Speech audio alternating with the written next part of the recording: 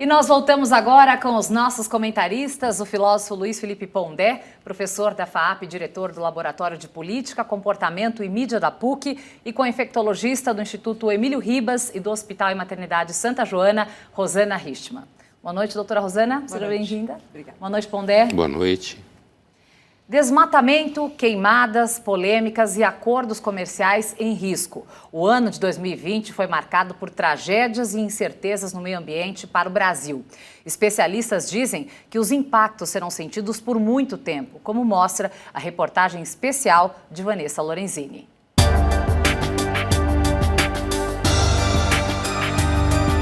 E passando a boiada.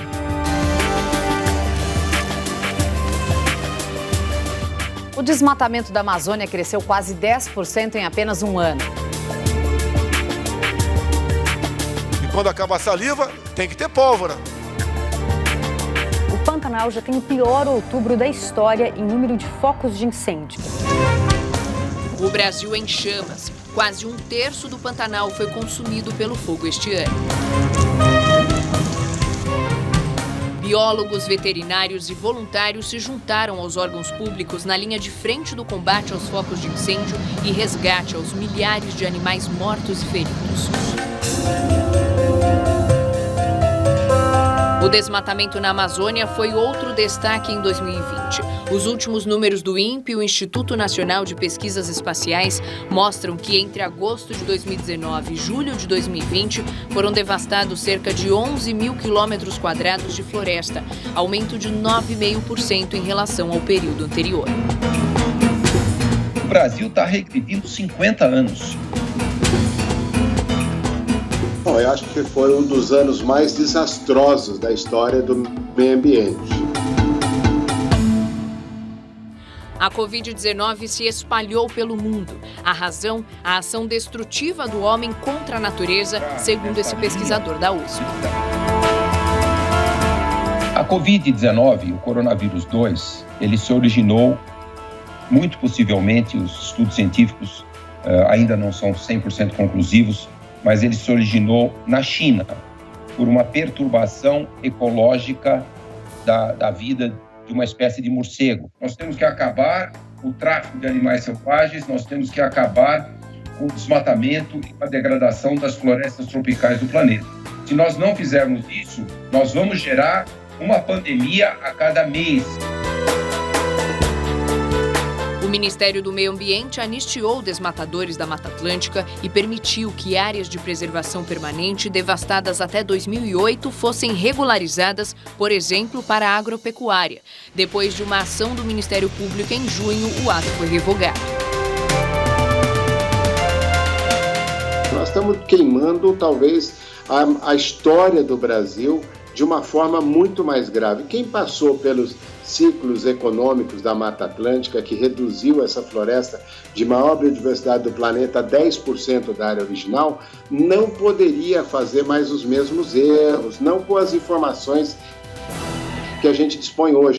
Em reunião do governo, o ministro do Meio Ambiente, Ricardo Salles, defendeu mudar as regras ambientais, enquanto a atenção da mídia estava voltada para a pandemia. Precisa ter um esforço nosso aqui, enquanto estamos nesse momento de tranquilidade no aspecto de cobertura de imprensa, porque só fala de Covid, e ir passando a boiada, e mudando todo o regramento, e simplificando normas. Esse governo está tentando desenvolver um marco legal ambiental que nós tínhamos na década de 70, quando o governo militar desenvolveu a visão de que precisava desmatar a Amazônia, precisava acabar com as florestas na Amazônia, no Cerrado, porque desenvolvimento era isso, era substituir a floresta.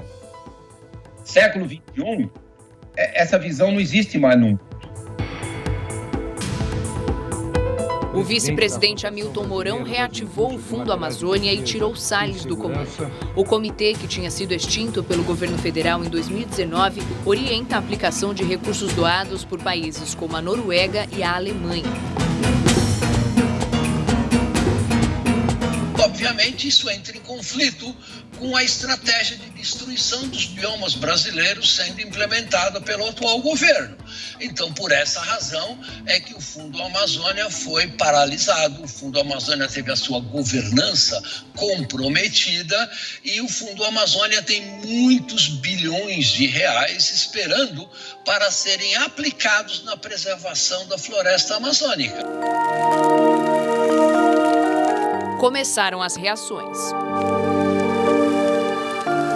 17 ex-ministros da Fazenda e ex-presidentes do Banco Central divulgaram a carta Convergência pelo Brasil. Eles defendem a retomada da economia com preservação ambiental.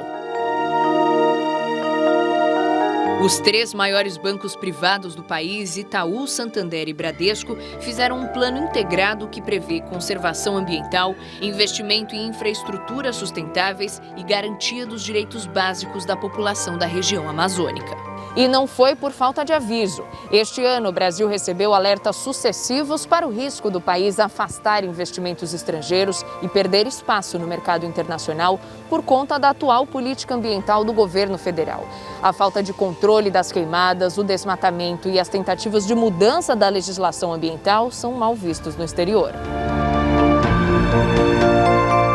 Um grupo responsável por investimentos de cerca de 20 trilhões de reais enviou uma carta aberta a embaixadas brasileiras. Preocupados com o aumento do desmatamento, disseram que a situação cria uma incerteza generalizada sobre as condições para investir no país. O atual governo está na contramão dos avanços globais na questão das mudanças climáticas, na preservação ambiental e assim por diante. Com isso, o Brasil está se tornando um pária internacional, onde cada vez menos o país é respeitado, né, dentro da comunidade científica e dentro da comunidade política internacional. Governos de potências europeias ameaçaram cancelar o acordo do bloco com o Mercosul. Nourrir la déforestation en Amazonie. Methane without it being a problem. Methane. O presidente eleito dos Estados Unidos, Joe Biden, sinalizou durante a campanha que o Brasil pode sofrer barreiras comerciais se não impedir a destruição da floresta. Rainforests of Brazil are being torn down, are being ripped down. And if you don't, then you're going to have significant economic consequences. Apenas a diplomacia não dá, né, Ernesto? E quando acaba a saliva, tem que ter pólvora, senão não funciona. Na cúpula do G20, no fim do ano, Bolsonaro chamou as críticas internacionais de demagogia e defendeu a agenda sustentável do governo. Tenho orgulho de dizer que o Brasil possui a matriz energética mais limpa entre os países integrantes do G20. Mantemos o firme compromisso de continuar a preservar nosso patrimônio ambiental. O que apresento aqui são fatos e não narrativas. São dados concretos e não frases demagógicas que rebaixam o debate público e, no limite, ferem a própria causa que fingem apoiar. As ações polêmicas do governo se multiplicaram. A ministra da Agricultura, Tereza Cristina, afirmou que se houvesse mais gado no Pantanal, o desastre das queimadas seria até menor. Mas o boi, ele ajuda, ele é o bombeiro do Pantanal, porque é ele que come aquela massa do capim. E talvez se nós tivéssemos um pouco mais de gado no Pantanal, isso teria sido um desastre até menor do que nós tivemos esse ano. O próprio IBAMA localizou que 95% a 98% dos incêndios no Pantanal esse ano foram humanos.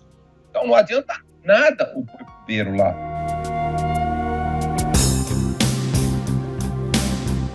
Uma pesquisa do Datafolha, contratada pela ONG Greenpeace Brasil, mostrou que para quase metade dos brasileiros, a gestão do presidente no combate ao desmatamento na Amazônia é ruim ou péssima. Vamos continuar protegendo nossa Amazônia, nosso Pantanal e todos os nossos biomas. Contem com o meu país e com o meu povo para tornar o mundo realmente mais desenvolvido e mais sustentável. Ficou claro que não há planos. E um navio à deriva, num oceano muito turbulento, como vai ser os próximos anos, é um perigo muito grande desse navio naufragar. Portanto, eu acho que nós temos que realmente ter planos de curto, médio e longo prazo, negociados com a população, negociados com o Congresso Nacional, com o endosso do Poder Judiciário, porque essa vai ser a única saída para o nosso grande navio, do nosso grande Brasil, não afundar muito brevemente.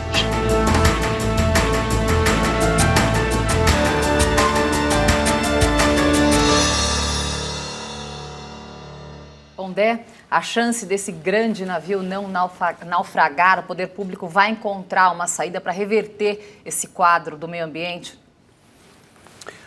Olha, primeiro, quando a gente fala em meio ambiente, a gente deve lembrar que a expressão não significa só, como normalmente se pensa, pássaros e plantas, né? Meio ambiente é todo o ecossistema. Então, por exemplo, na Amazônia, se você autoriza devastar as florestas de forma ilegítima, você atrai bandido. Quando você atrai bandido, você atrai mais crime. Quando você atrai mais crime, você atrai mais desmatamento. Então, isso tudo faz parte do meio ambiente. A minha impressão é que o governo Bolsonaro, de fato, não tem inteligência para esse assunto. Quando eu digo inteligência, não estou falando que as pessoas são burras. Não tem plano, não tem organização. Não entende que a Amazônia é um ativo econômico, né? E aí a sua pergunta, se o poder público vai conseguir, o poder público, a Amazônia é o tipo de coisa que você só resolve na interseção entre poder público e privado. Tem que haver uma parceria entre público e privado. Assim, o Bolsonaro usou a expressão narrativa em oposição a fato, querendo dizer que ele não é pós-moderno, ele lida com verdades, né? Eu não sei quem está treinando ele nessas frases, mas assim, a verdade é que se há uma narrativa importante no país do ponto de vista político, me parece a narrativa que fala que tem que haver uma parceria entre público e privado.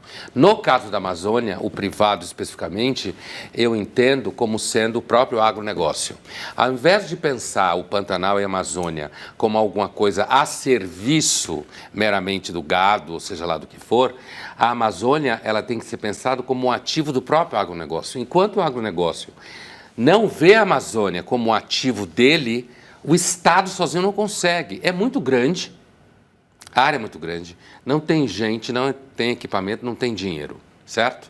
E a gente sabe muito bem que quando você põe todas as fichas só em fiscalização, a gente sabe muito bem que fiscalização corrompe muito fácil, como sempre foi, né? E, Pondé, o quanto o negacionismo por parte das autoridades tem prejudicado o Brasil, né? As autoridades estão negando os números graves com relação ao desmatamento. Isso nos prejudica até que ponto? Eu acho que a própria matéria deixa isso muito claro, né? Isso, eu vou fazer uma analogia aqui, porque é uma analogia clara, apesar de serem ambientes geopolíticos distintos. O Biden ganhou a eleição, certo? Eu acho que isso vai sufocar um pouco a diplomacia mentecapta que o Brasil vem fazendo, né, no governo Bolsonaro. O Biden ganhou a eleição.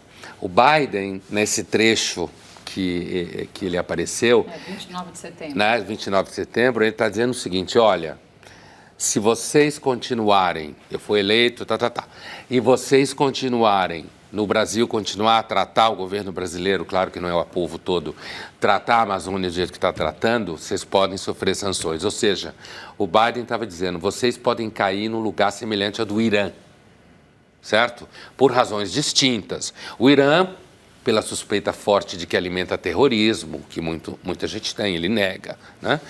Interesses econômicos, é claro, os Estados Unidos apoiam a Arábia Saudita contra o Irã, são as duas superpotências do Oriente Médio. Aqui, no caso, não tem uma briga de superpotências, mas tem a Amazônia como ativo mundial. O Biden estava dizendo, vocês vão cair no mesmo lugar do Irã, a gente vai começar a fechar a torneira e fazer a cancelamento, como se fala por aí, do Brasil economicamente, aí vocês vão sofrer. Agora, com a vitória do Biden, eu tenho a impressão que o Bolsonaro perde um pouco de fôlego nisso. Doutora Rosana, o pesquisador Carlos Nobre, como a gente viu ali, falou que o desmatamento e a degradação das florestas podem gerar uma pandemia atrás da outra. De fato, a gente pode viver isso nos próximos anos?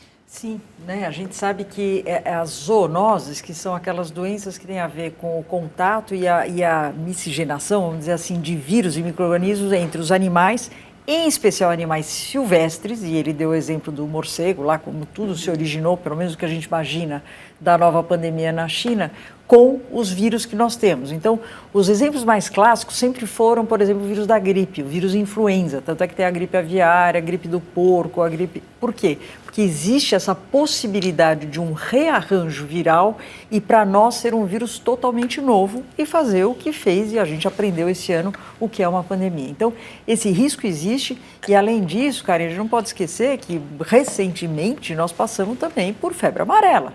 Febre amarela, de novo, somos nós que estamos entrando num espaço que não é nosso, né? A febre amarela não existe nos centros urbanos, muito pelo contrário. É lá na Amazônia, na devastação. É a hora que você invade, não precisa ir muito longe, no estado de São Paulo também aconteceu isso, é que você tem esse risco. Eu te diria, Karen, que a análise que a gente faz vivendo tudo isso, eu acho que o ano de 2020, o Brasil teve duas coisas muito importantes. Dentro da pandemia, lógico, pandemia o mundo inteiro sofreu, mas nós sofremos muito com o número de mortes. Isso chama muito atenção e isso é uma página negra na história de 2020 no nosso país. E a outra é essa que nós acabamos de ver. Eu acho que quando a gente vê o vídeo de passar boiada, acho que foi em abril, se não me engano, aquela reunião. Na reunião de passar boiada em abril. E as primeiras reações... Na matéria fala que é em julho, eu acho que a gente não estava imaginando que o devastamento e a devastação e as queimadas iam ser na proporção que foi. Eu lembro também esse ano, acho que vocês vão lembrar junto comigo, aquela cena daquela onça com as patas queimadas. Sim, e recentemente a gente soube que ela nunca mais vai voltar ao habitat dela porque ela perdeu a capacidade. Então, eu acho que, do ponto de vista lógico, eu sempre vou mais para a parte da saúde, mas é um impacto sem precedentes e ações precisam ser tomadas de verdade. Agora, doutora Rosana, se novas pandemias de fato vierem, a ciência estará mais preparada? A gente pode viver isso tudo de novo nesse tempo? Não, se tem uma coisa que nós aprendemos em 2020 foi a velocidade da aprendizagem. Nós nunca aprendemos em tão pouco tempo tantas coisas, principalmente ligadas a como se preparar para uma nova pandemia. E falo isso não só em relação a estratégias que muitas vezes foram falhas em alguns locais. Se nós tivermos uma nova pandemia, acho que ninguém tem dúvida da importância da testagem. Ninguém. Talvez se a gente falasse isso em março, o pessoal ia falar que testar para quê? Nós precisamos tratar, precisamos tentar isolar. Não, lógico que isso é importante, mas a testagem fez muita diferença nos países que fizeram isso direito e nos países que não fizeram. E da mesma maneira, lógico, a parte de vacinas, né? Nunca se viu um número de vacinas candidatas com tecnologias totalmente novas como a gente viu esse ano. Então, respondendo à sua pergunta, se a gente tiver risco de ter novas pandemias, não é risco, nós vamos ter novas pandemias, a gente só não sabe quando, mas isso vai acontecer, faz parte da história humana isso acontecer. Nós devemos estar cada vez mais preparados de um lado e de outro lado, claro, cada vez mais globalizados, ou seja, a velocidade das coisas é cada vez maior. E, Pondé, para tentar acalmar as polêmicas, né, o governo reativou o Fundo Amazônia extinto em 2019. Até agora, vamos falar dos pontos positivos. O que foi feito de positivo para tentar acalmar? Algo foi feito? De objetivamente, acho que não. A passagem é assim, durante muito tempo foram os militares que cuidaram e continuam cuidando da Amazônia. Porque são, na realidade, os grandes especialistas da Amazônia, porque tem região lá que não tem população, né? Principalmente quando você está falando de fronteira. Então, eu vejo como positivo, dentro do cenário brasileiro, você tirar a Amazônia da mão de gente completamente incompetente, que não tem histórico de lidar com a Amazônia, e passar para os militares. Entretanto, aparentemente, os militares parecem manter uma visão da Amazônia ainda que dá a impressão que é uma geopolítica um pouco ultrapassada. O que eu quero dizer com isso? De que exista, de fato, um perigo de soberania. de que europeus querem invadir a Amazônia, sabe, uma coisa que nos anos 70 iam invadir, iam tomar, os americanos iam engolir, sei lá.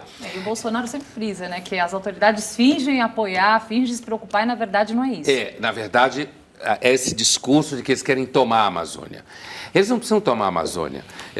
Eles bastam criar um mecanismo de constrangimento econômico no país tal que o país seja obrigado a respeitar os acordos internacionais, que é o que o Biden falou, que a gente comentava antes. Eu acho, então, que dentro do escopo pequeno de ação, a passagem para o Exército é uma passagem de uma instituição que tem experiência na Amazônia. Agora, precisa ajustar essa percepção geopolítica, né? Nenhum país quer tomar a Amazônia. A gente não está na Guerra Fria, né? O que a gente precisa entender é que a Amazônia precisa ser cuidada e não derrubada. E no ano em que o planeta vive uma pandemia, países se diferenciaram pela forma como enfrentaram a crise sanitária. Enquanto nações desenvolvidas, como a Alemanha e a Nova Zelândia, se destacaram pelo combate eficaz à doença, o Brasil chamou a atenção pela falta de habilidade em lidar com a propagação do novo coronavírus. Diante do negacionismo do governo federal, estados e municípios adotaram as próprias estratégias. E em um período de 9 meses, o país contabilizou centenas de milhares de mortes. –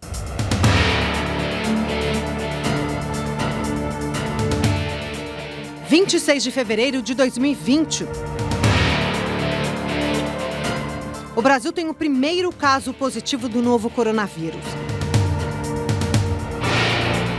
Assintomático, um homem de 61 anos, recém-chegado da Itália, fica em quarentena domiciliar em São Paulo. Começa a batalha contra a Covid-19 no país. Em apenas 48 horas, pesquisadoras brasileiras sequenciam o DNA do coronavírus. Mas a doença também age rápido e nos primeiros 15 dias de março já temos 200 casos. A Organização Mundial da Saúde admite que há ameaça real da crise se tornar uma pandemia. O mundo já registra 113 mil casos. Apesar da velocidade do vírus, em viagem oficial aos Estados Unidos, o presidente Jair Bolsonaro dispara. Está sendo superdimensionado o poder destruidor desse vírus. E o Brasil começa a assistir a uma sequência de declarações negacionistas. Crise, uma pequena crise, né? No meu entender, muito mais fantasia a questão do coronavírus. Na volta da viagem aos Estados Unidos, integrantes do governo testam positivo para a Covid-19. Bolsonaro faz 2 testes que, segundo ele, têm resultado negativo. Eu estou bem, pô. Talvez eu tenha sido infectado lá atrás, nem fiquei sabendo.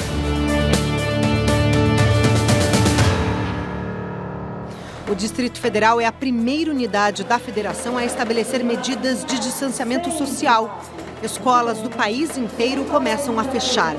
Somente na rede municipal brasileira, mais de 13 milhões de alunos passam a não ter data para voltar às aulas presenciais. E em 17 de março, o Brasil confirma a primeira morte pelo novo coronavírus. Nesse hospital privado, existem 5 óbitos, 1 confirmado pelo coronavírus. O presidente, mais uma vez, minimizou. Depois da facada não vai ser uma gripezinha que vai me derrubar, não. 18 de março, a cidade que nunca para, parou. A prefeitura da capital paulista fecha o comércio por decreto. Há uma semana atrás a gente estava cotovelando um ao outro para poder conseguir subir a ladeira para pegar o metrô. E hoje está esse deserto. Com quase 1.000 casos confirmados, o Ministério da Saúde reconhece o estado de calamidade pública. Pela primeira vez no país, o Senado faz uma sessão remota. Uma semana depois, o Brasil tem quase 3.500 registros da doença. Cidades começam a construir hospitais de campanha. E o então ministro da Saúde, Luiz Henrique Mandetta, fala em colapso no sistema. O que é um colapso? O colapso é quando você pode ter o dinheiro, você pode ter o plano de saúde, você pode ter a ordem judicial, mas simplesmente não há o sistema para você entrar. As divergências entre os discursos da área técnica e do presidente se tornam públicas. Devemos, sim, voltar à normalidade. Empresas adotam home office. O país tem quase 5 mil casos e mais de 150 mortes. E Bolsonaro declara: alguns vão morrer. Vão morrer. Ué, lamento. Essa é a vida, essa é a realidade. De Mandetta, famílias ouvem recomendações. Cuidem dos idosos. Mas o nível de alerta aumenta. Em 31 de março, morre a pessoa mais jovem vítima da Covid-19 até então, Matheus Acioli, de 23 anos. Dias depois, um bebê também morre. O novo coronavírus chega aos povos da floresta. Uma índia testa positivo e as aldeias entram em isolamento. Em meados de abril, as vítimas fatais passam de 1.000 e o país se prepara para enfrentar uma tragédia. O isolamento é incentivado apenas por prefeitos e governadores. Agora estou dando uma ordem. Não saia de casa. No governo federal, as divergências na condução da crise sanitária entre Mandetta e Bolsonaro aumentam. E no dia 16 de abril, o médico deixa o comando da saúde, levando nomes fortes da equipe técnica. Nós vamos trabalhar juntos até o momento de sairmos juntos do Ministério da Saúde. Eu saio junto com o ministro, mas eu vou permanecer o tempo que for necessário para fazer essa transição com toda a calma. O oncologista e empresário Nelson Teich assume a pasta. Junte eu e o Mandetta e divida por 2. Pode ter certeza que você vai chegar naquilo que interessa para todos nós. Mas logo as diferenças surgem. Teich é surpreendido ao saber, durante uma coletiva de imprensa, que o presidente transforma em serviços essenciais academias e salões de beleza. Isso aí saiu hoje, isso? Ele acabou de falar com o Alvorada. Falou agora. A essa altura, o presidente já é uma espécie de garoto propaganda da hidroxicloroquina e ordena que Teich mude o protocolo de uso do remédio, incentivando a população a tomar a droga até em casos leves da doença. Sem embasamento científico para acatar a ordem, Teich recusa. E em menos de um mês, ele deixa o governo. Vida é feita de escolhas. E eu hoje escolhi sair. O general Eduardo Pazuello é nomeado ministro interino da Saúde. Com um aumento de internações, associações médicas lançam protocolos com critérios que definem quais pacientes serão tratados. Quem vai e quem não vai. Se vai para uma UTI ou não vai. Quem tem direito ao aparelho, quem não. O sistema de saúde de alguns estados fica à beira do colapso. Cemitérios abrem valas para receber os corpos. Pesquisadores do mundo todo trabalham para desenvolver uma vacina. A produção de 4 imunizantes se destaca. Um deles é a Coronavac, produzida pela Sinovac.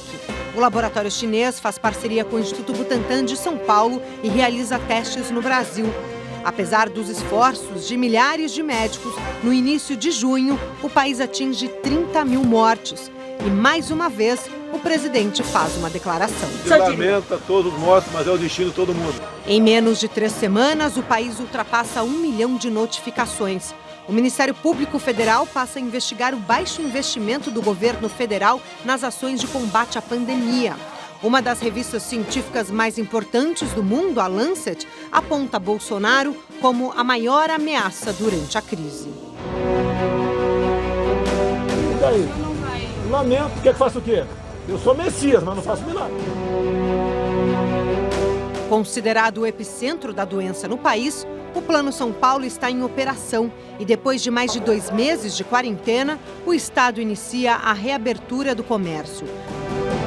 Com mais de 66 mil mortos, em 7 de julho o presidente testa positivo para a Covid-19.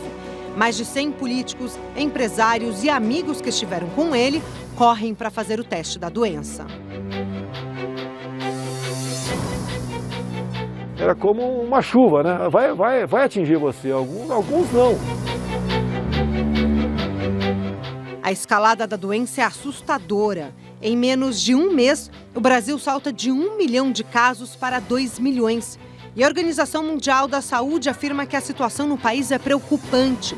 O mês de agosto chega com mais de 100 mil mortos. E uma pergunta surge em forma de protesto nas areias de Copacabana. E em setembro, já com 4 milhões de casos, pela primeira vez desde o início da pandemia, a queda no número de mortes diárias. Estados como São Paulo têm redução na ocupação de leitos de UTI. Hospitais de campanha começam a ser desativados. Dona Guilmar de Lima, de 83 anos, última paciente internada em um deles, recebe alta.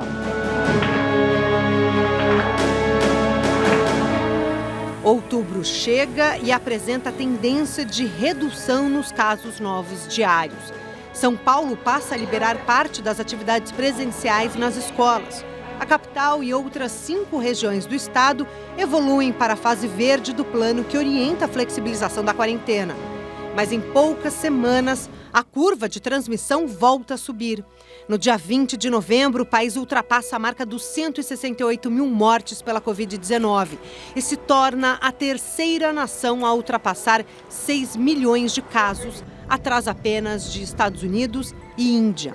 Neste momento, a taxa de transmissão é a maior desde maio, 1,3, quando 100 pessoas infectadas transmitem o vírus para outras 130. Alguns estados voltam a anunciar medidas de isolamento. Um deles é São Paulo, que dá um passo atrás, aumentando as restrições à população. Enquanto a nova escalada de casos acelera, a esperança desembarca no principal aeroporto do país. Lotes de insumos para a produção da Coronavac chegam a São Paulo. O Instituto Butantan prevê produzir 46 milhões de doses. O governo federal avalia quais imunizantes incluir no Programa Nacional de Imunização. Apesar de apresentar bons resultados nos testes, Bolsonaro resiste em citar a Coronavac. Mas São Paulo promete garantir a imunização. Por que iniciar uma imunização em março, se podemos fazer isso já no mês de janeiro, como outros países já começam a fazer agora, em dezembro? Vamos perder mais 60 mil vidas.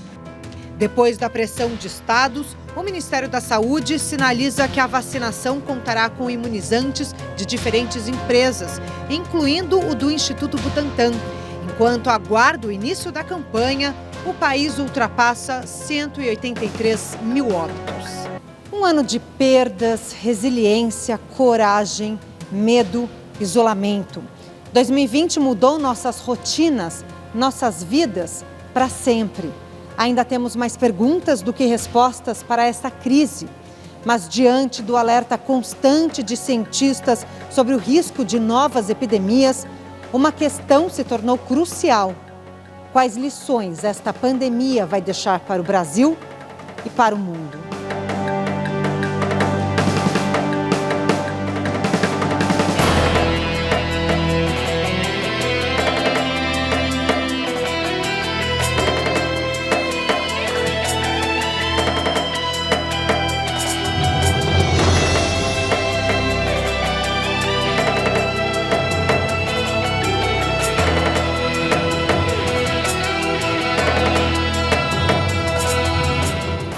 Doutora Rosana, que avaliação você faria dos planos que nós tivemos para combater o coronavírus no Brasil? Onde erramos e onde acertamos? Eu começaria, acho que com o mais evidente, que é o marco desse ano, que foi a oposição, o papel do governo como oposição à ciência. E ele desempenhou bem esse papel, ruim para nós, mas ele desempenhou bem esse papel. Ele desempenhou esse papel tanto de não valorizar a ciência no sentido do isolamento social, do distanciamento social, da importância disso tudo, e isso, lógico, a hora que a população que não conhece, nunca tinha vivido uma pandemia deste tamanho, você fica super na dúvida. Então, primeira coisa foi a oposição de reconhecer a importância que nós fomos aprendendo.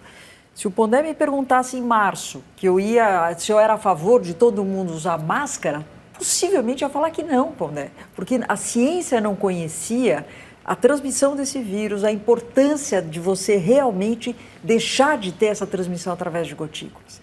E o outro ponto que eu acho que foi muito importante esse ano, em termos de oposição à ciência, foi a interferência em tratamento. Então, passou-se para a população uma crença que havia uma medicação mágica. Foram vários medicamentos colocados. Vários medicamentos em que não se questionava a ciência sobre isso. Pelo contrário, a ciência mostrou o contrário. Lógico que a gente queria que desse certo vários medicamentos que a gente teria disponível no nosso país. Mas isso não foi provado. Então, eu acho que esses 2 pontos foram pontos muito importantes, onde teve um erro que mudou praticamente todo o curso da doença no nosso país. Outra coisa também é o que eu estava falando mais cedo da testagem, né? Eu acho que os países que, de fato, desde o começo, encararam a situação como uma real pandemia e não minimizaram, não negaram a presença real de uma situação sanitária tão grave, conseguiu se preparar muito melhor em termos de testagem. Nós sabemos hoje que o risco de eu transmitir o vírus para alguém é praticamente um dia antes de eu ficar doente e no dia que eu fico doente. E normalmente a gente só vai perceber o que está acontecendo a hora que você faz o exame. E isso pode ser tarde do ponto de vista de você conter a disseminação desse vírus. Por outro lado, agora vamos para o lado melhor, né? O que nós aprendemos? O que nós acertamos? Eu acho que nós aprendemos muito, primeiro, o respeito entre nós.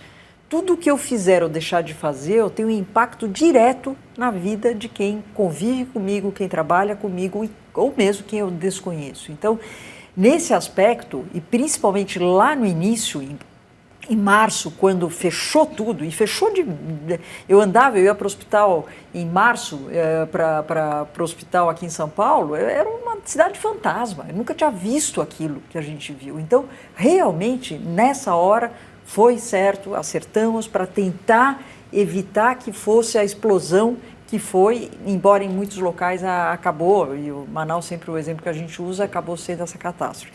E a outra coisa que eu acho que a gente acertou é em acreditar na ciência. As universidades brasileiras mostraram para o mundo que nós temos capacidade plena de desenvolver trabalhos científicos, de ter bons pesquisadores no nosso país e isso ser reconhecido.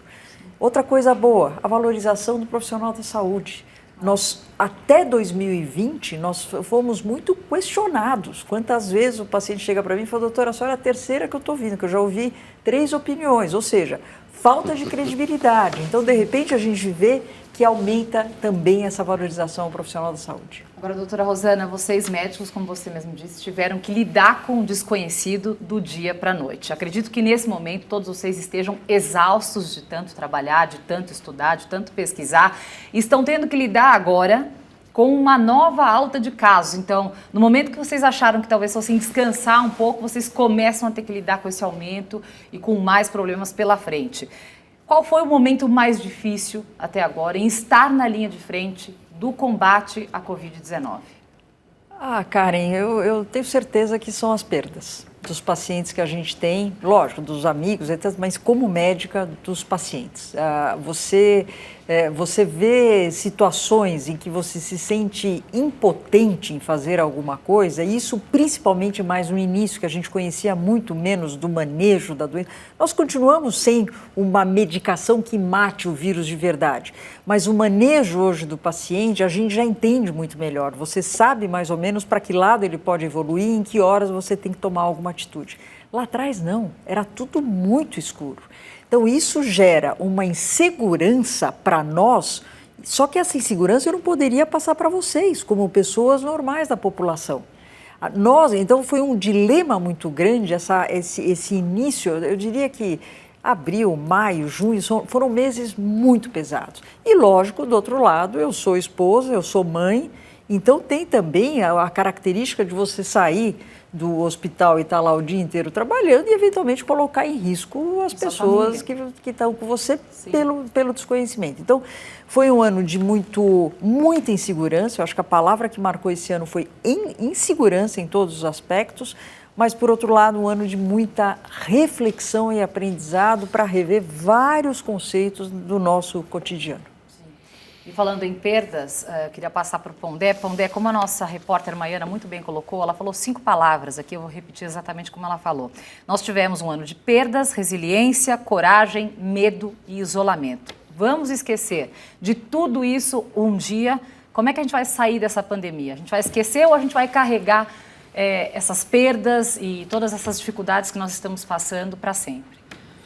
Olha, eu acho que existem níveis distintos, assim. Nós que vivemos a pandemia, vamos lembrar. Aqueles entre nós que perderam pessoas queridas muito próximas vão lembrar com mais sofrimento ainda. Aquelas crianças que são muito jovens provavelmente não vão lembrar coisa nenhuma, mas vivas agora. Agora, a memória social histórica de larga escala vai esquecer. Assim como esqueceu a gripe espanhola, assim como esquece o que aconteceu em tantas epidemias por aí.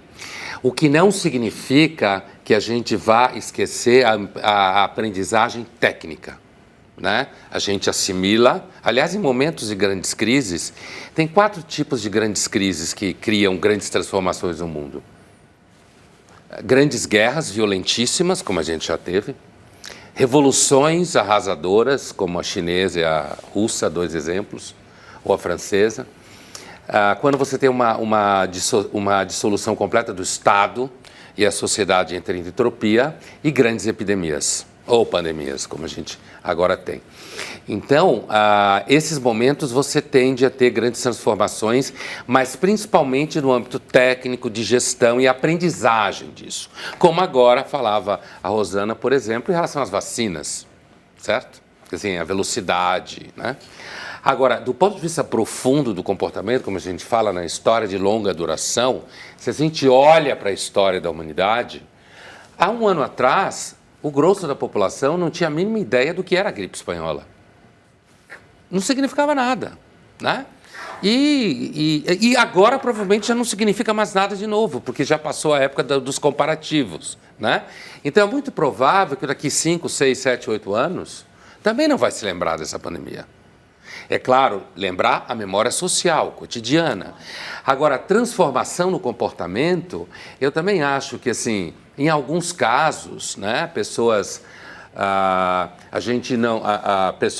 podem ter mudado de emprego, pessoas podem ter resolvido se casar ou se separar, né, mudar a rotina, mas a rotina é determinada por fatores sociais e econômicos muito pesados. E esses fatores sociais e econômicos muito pesados não vão mudar. Não vão mudar. A estrutura material de produção não vai mudar. Então, as pessoas vão continuar trabalhando, vivendo e lidando com as dificuldades. Agora, nós que estamos vivendo, provavelmente vamos lembrar sempre. Quem perdeu ente querido, vou lembrar muito. Mas o resto da população, daqui 20 anos... vai ser num livro de história. Vamos se falar da pandemia de coronavírus. Só se tiver uma por ano. Não. Bate na boca, Pondé. Madeira.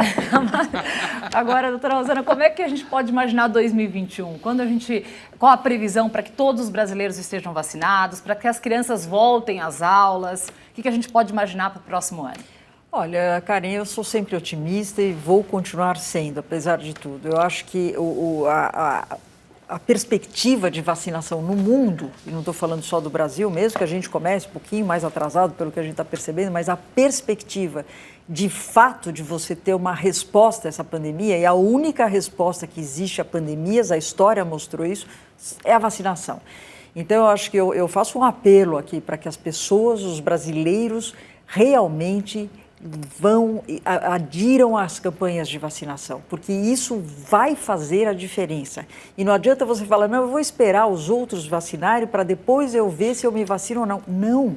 Quanto mais for a porcentagem de brasileiros que estão protegidos com uma vacina que não é 100%, a gente sabe disso, por isso que eu preciso de muita gente tomando vacina, é o único jeito da gente realmente voltar a uma vida normal e conseguir celebrar natais na verdadeira expressão da palavra, que é o renascimento, a vida, e é isso que a gente quer.